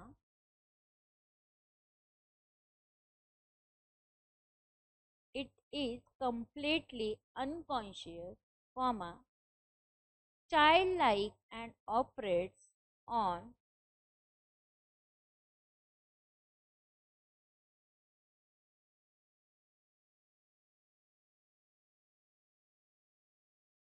childlike and operates on the pleasure principle.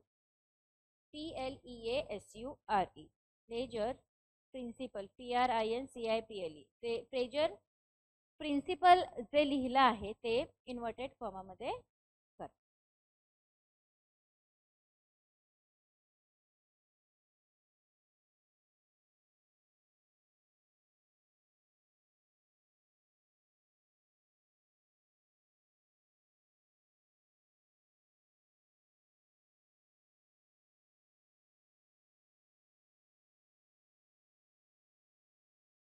लिहिलं?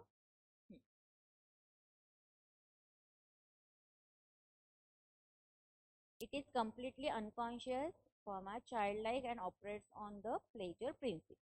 म्हणजे कम्प्लिटली अनकॉन्शियस आहे, सचेतन अचेतन आहे.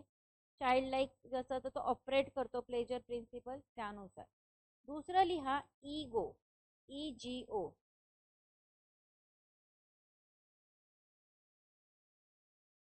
Ego, EGO.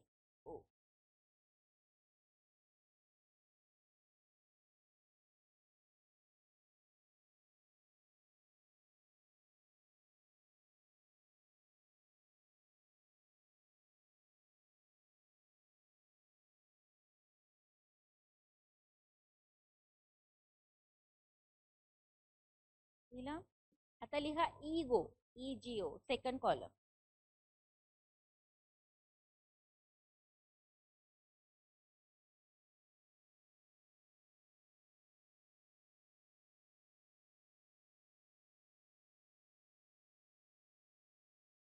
त्यामध्ये लिहा it acts on the reality principle. It acts on the reality principal.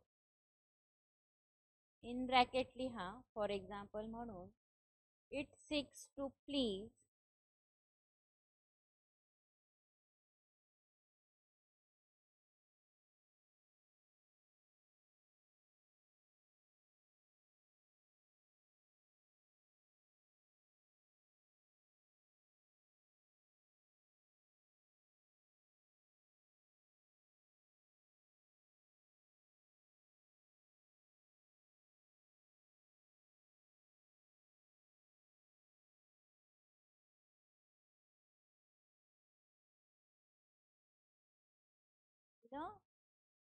Ego मध्ये it acts on the reality principle. For example it seeks to please, PLEASE, the id's drive, IDs drive, DRIVE, in realistic way that will bring benefit in long term. Full stop, bracket close.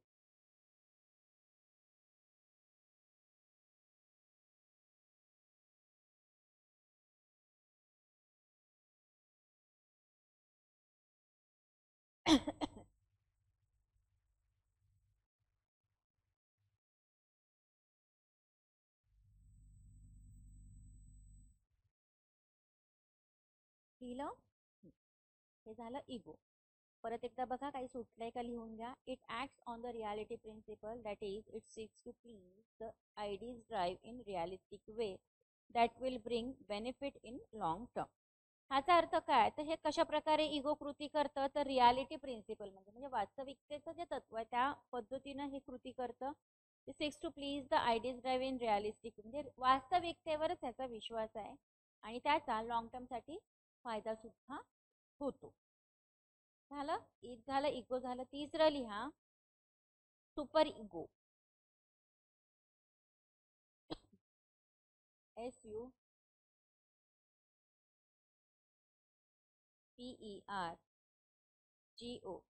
Super ego.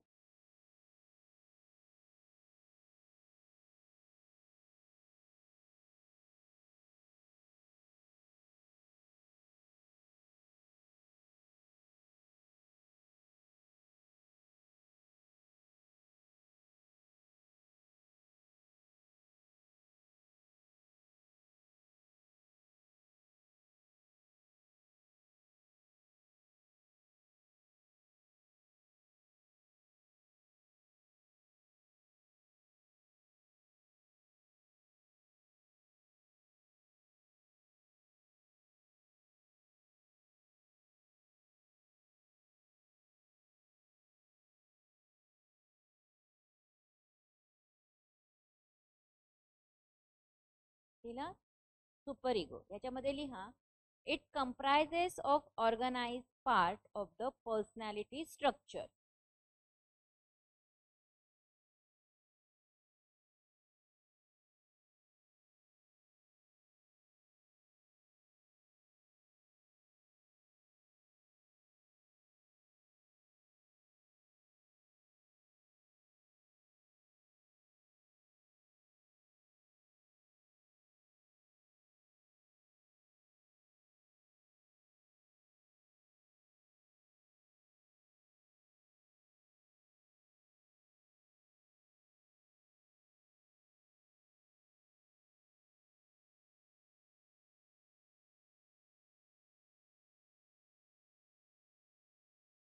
दिलं it comprises of organized part of the personality structure. It aims for perfection.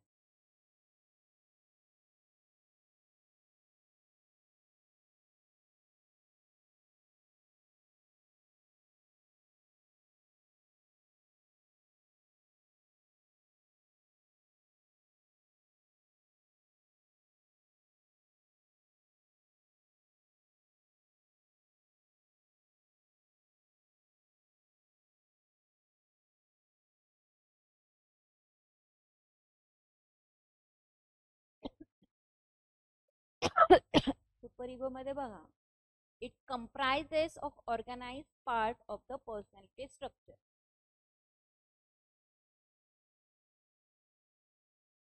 It aims for perfection. Super ego मध्ये परफेक्शनला अतिशय महत्वाचं आहे, organise पद्धतीला महत्व आहे आणि ह्या म्हणजे परफेक्शन आणि ऑर्गनायझेशन ह्या दोन्ही गोष्टीचं महत्व आपल्या पर्सनॅलिटीच्या डेव्हलपमेंट मध्ये आहे.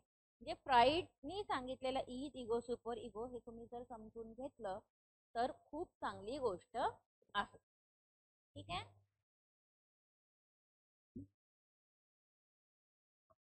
आता लिहा types of socialisation. Types of socialisation.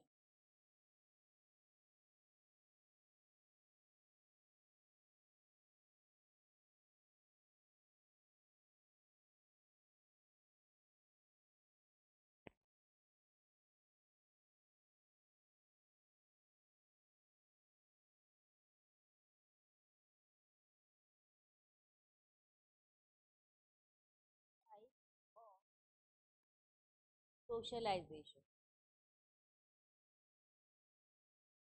दिसतंय का? Type of.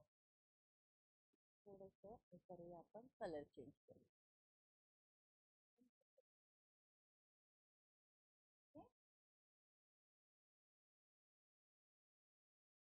लिहा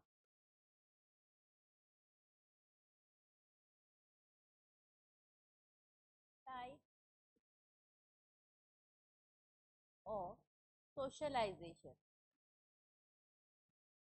सोशलायझेशनच्या सामाजिकरणाच्या वेगवेगळ्या पद्धती. There R total 1 2 3 4 5. स्टार करूया आपण. 5 असं लिहूया. पहिलं लिहा प्रायमरी और चाइल्डहुड.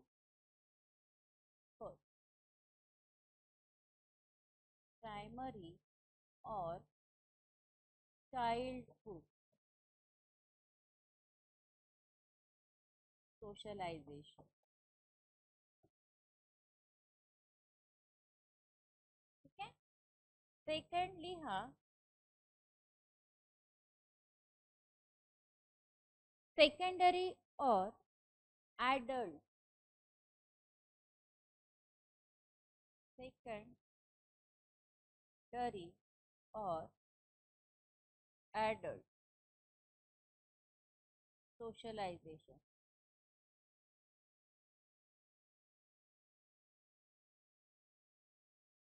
तीसरं लिहा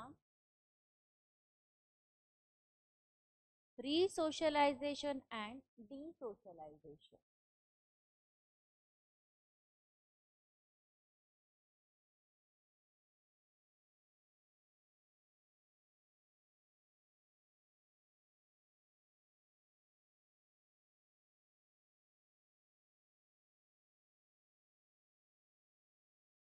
डिसोशलायझेशन अँड डिसोशलायझेशन. चौथा लिहा अँटिसिपेटरी सोशलायझेशन.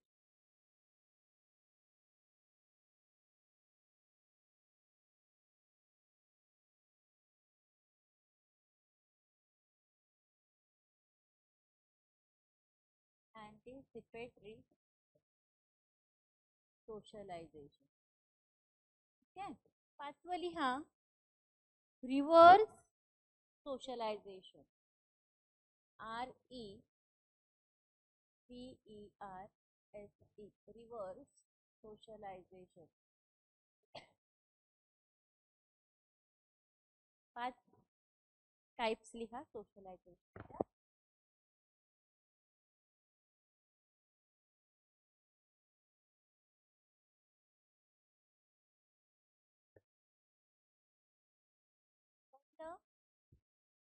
या वेगवेगळ्या टाइप्स आपण शिकणार आहोत सोशलायझेशनचे. त्याच्यामधलं पहिलं आहे की प्रायमरी और चाइल्डहुड सोशलायझेशन.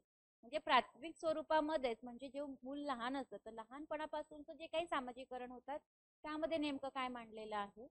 दुसरं जे आहे ते सेकंडरी और ऍडल्ट सोशलायझेशन. म्हणजे मूल जेव्हा थोडं मोठं होतं तर त्याला दुय्यम स्थान, म्हणजे दुय्यम आणि मोठं होण्याचं जे काही सामाजिकरण आहे ते.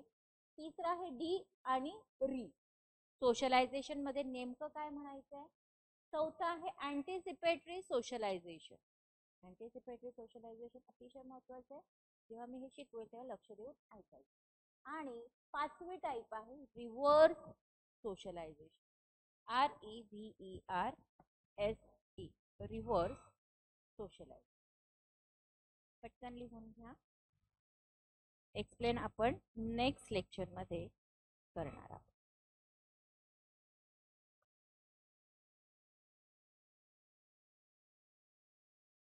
नेक्स्ट लेक्चरला हे पाचही पॉइंट मी डिटेलमध्ये एक्सप्लेन करणार. कारण टाइप्स ऑफ सोशलायझेशन अतिशय महत्वाचं आहे.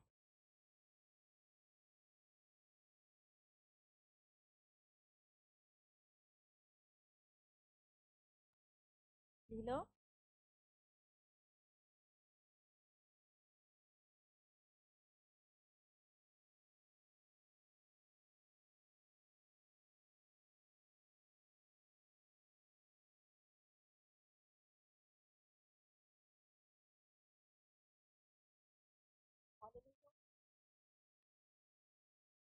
सो नेक्स्ट लेक्चरला आपण हाच भाग कंटिन्यू करूया.